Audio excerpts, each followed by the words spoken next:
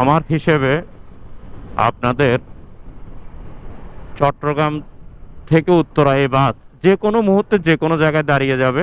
আপনি এটাকে হিসাব করে এর থেকে সাইড নিয়ে গাড়ি চালানো দরকার। যে কোনো সময় তারা কি যে কোনো মুহূর্তে দাঁড়িয়ে যাবে, এটা আপনাকে মাথায় রাখতেই হবে।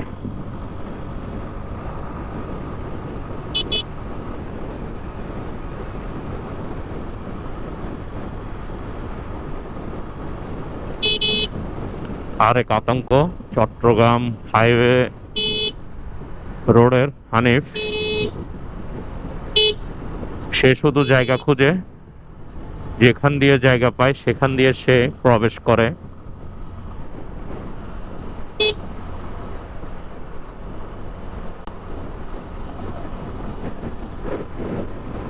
হানিফকে ওভারটেক করে চলে যায়।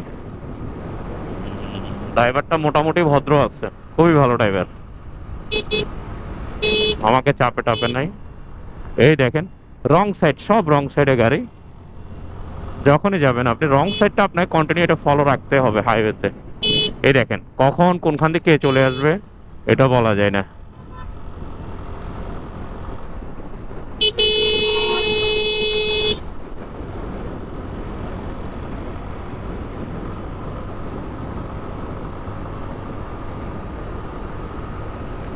আমার মতে বাংলাদেশে যারা গাড়ি চালাতে পারে তারা বিশ্বের যে কোনো দেশে গাড়ি চালাতে পারবে। শুধু যে গাড়ির উপর নজর রাখতে হয় এমন না, মানুষের উপরও নজর রাখতে হয়। কারণ রাস্তা পারাপারের নির্দিষ্ট কোনো স্থান নেই এই হাইওয়েতে। আর বিভিন্ন জায়গায় ওভারব্রিজ করে দিয়েছে রাস্তা পারাপারের জন্য, কিন্তু মানুষ সে ওভারব্রিজ দিয়ে রাস্তা পারাপার হচ্ছে না। কারণ মানে খুব শর্টকাট ওয়েতে বের হয়ে যাচ্ছে মানুষ।